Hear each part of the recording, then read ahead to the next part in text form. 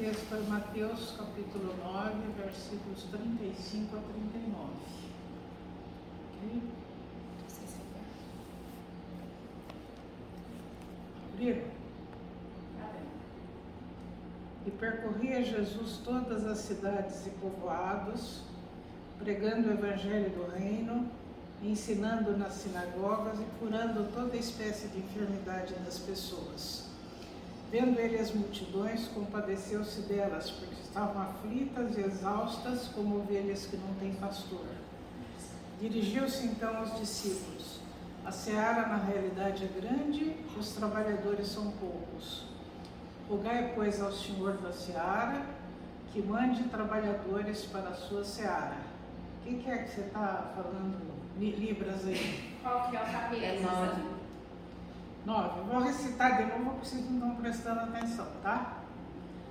E percorria Jesus todas as cidades e povoados, ensinando nas sinagogas, pregando o evangelho do reino e curando toda sorte de enfermidade das pessoas.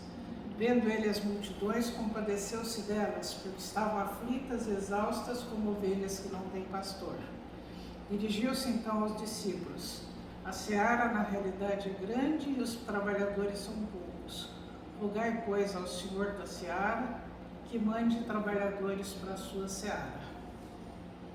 Eu acho que vocês deviam decorar esse texto aí, porque esse texto é um desafio para nós, como nós devemos trabalhar como Jesus trabalhava, né? Então, primeiro, eu separei, é um texto pequeno assim, mas com uma quantidade imensa de verbos nesse texto. Mas eu separei 8 verbos aí. O primeiro é, ele percorria. Ele percorria todas as cidades e povoados. Hoje em dia tem pregador que só aceita ir pregar num lugar se tiver um auditório de 1000 pessoas. Senão não vai. Tinha um então, que já deixou de ser pastor, só aceitava se a cidade tivesse aeroporto.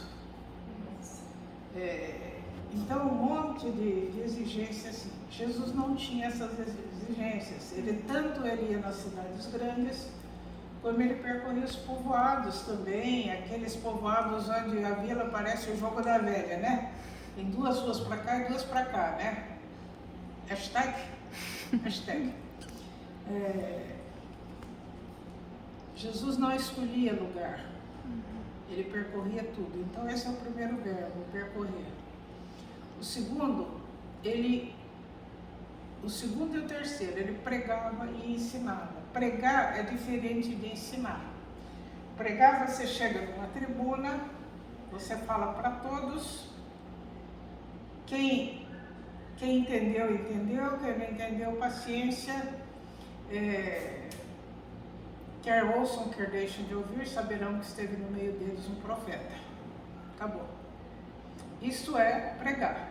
Ensinar não. Ensinar você pega, digamos, 12 caras ou 20 caras aqui e você ensina. Aí depois você confere. Vamos ver se vocês aprenderam. Não aprendeu? Eu ensino de novo. Não aprendeu? Eu ensino de novo. Jesus era um cara tão mestre em fazer isso, que mesmo depois da ressurreição, ele ainda deu uma aula para os 2 lá em Emaús. E começou tudo de novo. Começou pela lei, os profetas, etc. Vocês olham lá em Lucas 24.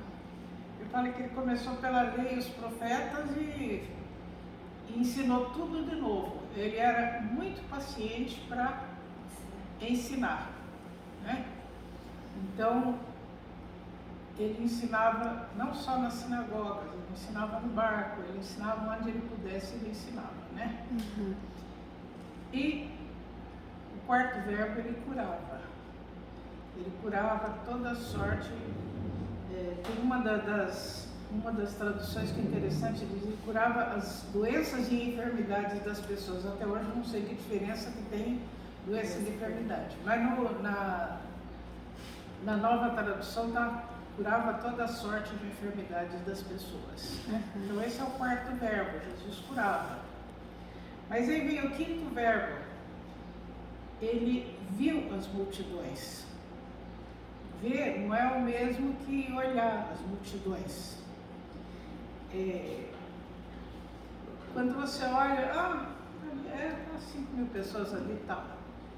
Não, ele viu com um olhar de diagnóstico. Ele fez um diagnóstico da situação. Ele viu que elas estavam aflitas e exaustas, aquela bruta multidão, aflitas e exaustas como ovelha que não tem pastor. Quer dizer, ele estava preocupado com essas pessoas, ele fez um diagnóstico de o que estava acontecendo com elas, né? Esse é o 5º verbo. E aí o 6º verbo, ele compartilha com os discípulos. Ele falou, vocês estão vendo essa multidão? Pois é. A seara, na realidade, é muito grande, a plantação de trigo é muito grande, mas tem poucos colhedores, os trabalhadores são poucos. E aí, ele conclama os discípulos a oração, que é o 8º verbo. Roguem ao Senhor da seara que mande trabalhadores para a sua seara. Então, qual é o nosso desafio? Primeiro, não ficar escolhendo lugar. Eu fico muito preocupada quando eu vejo todo mundo querendo ir para o Marajó. Mas quando eu me lembro da época que eu estava numa certa igreja ali, que se era para ir para o Nordeste de avião, todo mundo ia. Agora, se chamava para ir aqui numa igrejinha, numa favela perto, não, é feriado, eu tenho que ir para a praia, tal, ninguém ia, né? Então, o Senhor nos chama a não escolher lugar, aí onde Ele manda. A gente tem que cantar aquilo lá, nem sempre será para o lugar que eu quiser, que o mestre me há de mandar. Esse daí. Ele nos conclama também a ensinar e a pregar. Nós temos que falar de Jesus para as pessoas e às vezes até ensinar, pegar uma pessoa para ensinar. A gente tem que ser discípulo e deve estar discipulando. A gente deveria escolher alguma pessoa e discipular essa pessoa, né? Pregar, evangelizar e curar o que nós estamos tentando fazer aqui. Nós podemos, com a palavra do Senhor, curar os problemas emocionais das pessoas, os problemas espirituais. Podemos orar com elas, orar por elas. Eu me lembro de uma nenenzinha que nasceu comigo, que puseram o nome dele de Caleb. E o pediatra falou, ele vai ter que ficar internado no hospital, vai ter que fazer exsanguíneo, transfusão, ele está terrível, está muito grave, etc. E aí o pai, era um japa, né, um japonês, falou, doutora, eu prefiro que a senhora ore antes da gente deixar esse neném aqui. Aí a gente deu as mãos, orou, e quando o pediatra chegou, falou, mas ele não tem mais, ele não está com icterícia, o que aconteceu? Ele fizeram exame, não tem icterícia, tá bom. Quer dizer, a gente tem que imitar Jesus nisso também, de estar trazendo cura para as pessoas e trazendo cura emocional também para as pessoas. Outra coisa, aí ele viu as multidões e ele fez um diagnóstico dessas multidões. Às vezes a gente vem aqui e atende, por exemplo, eu estou aqui esses dias, eu estou tão meio que eu não sei dizer quais são que tipo de pessoas nós estamos atendendo, etc. Hoje acho que nós vamos ter uma ideia melhor lá, né? Mas a gente tem que fazer um diagnóstico da nossa sociedade também, né? E saber que nós temos uma sociedade doente que precisa de cura. E nós precisamos orar por eles também. E aí, ele conclama os discípulos a oração. Roguem ao Senhor da seara que mande trabalhadores para a sua seara. Hoje, quem orar, eu quero que vocês orem para o Senhor mandar dentista para o Piauí, dentista para o Marajó, que nós estamos sem dentista, gente. Nós estamos...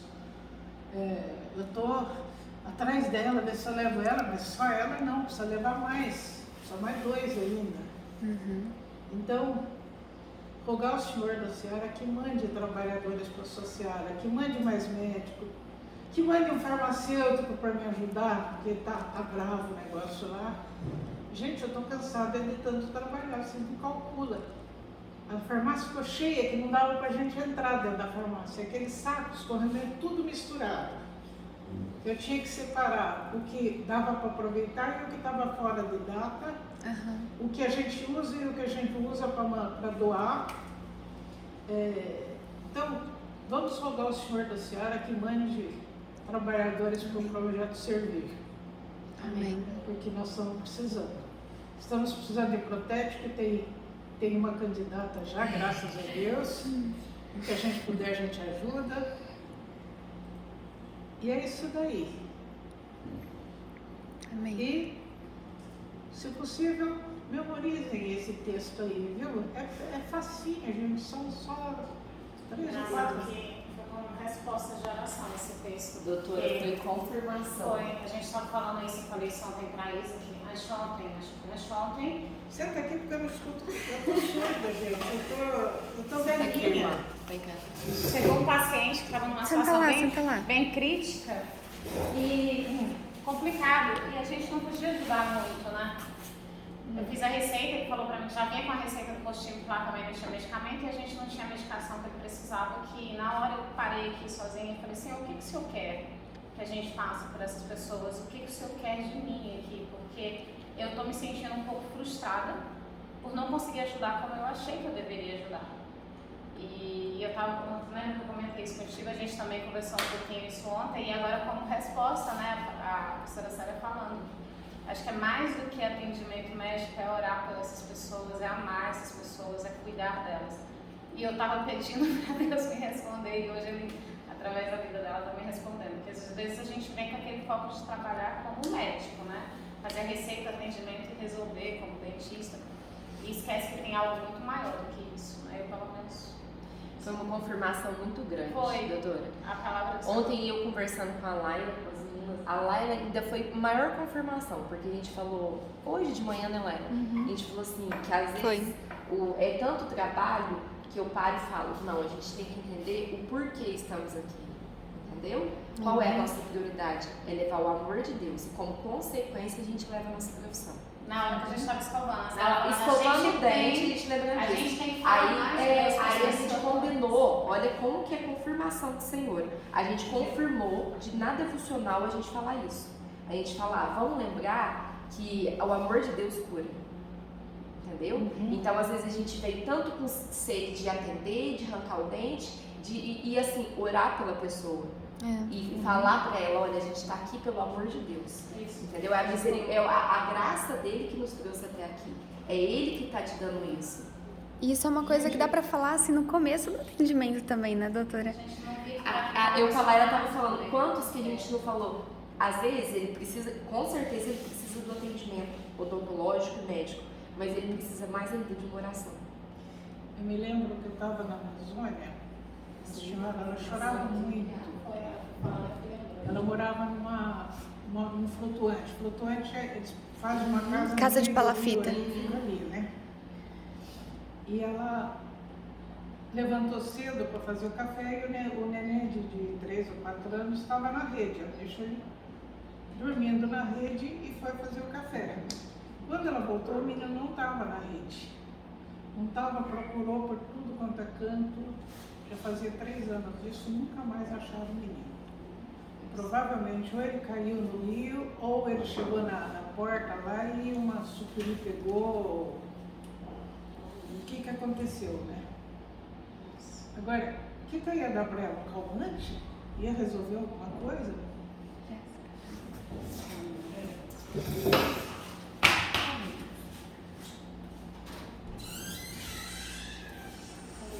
Eu disse para ela, olha, eu não posso nem imaginar a dor que a senhora sente. Eu falei, não é culpa sua, porque a senhora põe na sua cabeça que não é culpa sua, ele estava dormindo. Ninguém viu ele sair da rede, né? E o que eu posso fazer para a senhora é orar pela senhora. Aí orei por ela, peguei na mão dela e orei por ela. Ela chorou, a oração toda, ela chorou. E aí falar para ela, olha, não é culpa sua, Deus está no controle de tudo. Porque eu ia dar esse talopram para ela, ia resolver o problema dela? Não ia, só ia fazer ela dormir. Muitas vezes a gente fica dando calmante para o paciente quando não é isso que ele está precisando, né? Teve uma outra lá em Alagoas, a mãe teve a criança era completamente, não falava, não escutava, não ouvia, etc. E a mãe abandonou. E aí a vizinha pegou. A mãe não teve amor pela criança, mas a vizinha ficou com dor e pegou a criança. E a criança estava com 1 ano e ela veio pra gente se a gente podia fazer algum milagre, porque os médicos falaram que a criança ia morrer, etc e tal, né? Aí eu chamei o Ivan é o rapaz da Jogum que estava com a gente, falei, Ivan, vem cá. Falei, olha, nós não temos o que fazer pela sua criança, mas nós podemos orar pela senhora. Falei, olha, Deus está vendo o seu desprendimento, como é que a senhora pegou a criança que não era sua e se tomou de amores por ela, mesmo uma criança que não tem como responder a esse amor, né? E aí o que a gente fez? A gente orou com ela, orou por ela e pediu para ela vir no culto à noite com a gente. Porque nem tudo, tem coisa que não tem jeito. Então, que bom que a gente tem essa arma que os médicos lá de fora não têm, né? Esse é o nosso O diferencial. médico de fala, fiquei com dó, mas não podia fazer nada, eu dei esse talopram para ela, eu dei um bupropiona, sei lá, eu não entendo de remédio psiquiátrico. Eu dei um treco lá para ela. É isso aí. Confirmação do Senhor essa palavra de hoje. Total confirmação. A gente conversou ontem e hoje de manhã. O Senhor veio e respondeu. Eu ia pegar o Salmo 1 hoje, mas aí eu cheguei aqui, eu não sei o que deu que eu mudei de ideia. Deus. E não é porque eu não sabia, não, porque o Salmo 1 também eu sei de cor. Aliás, a maior parte desses textos que eu estou usando aqui, eu sei tudo de cor, viu? De vez em quando eu pego a Bíblia só para disfarçar, viu?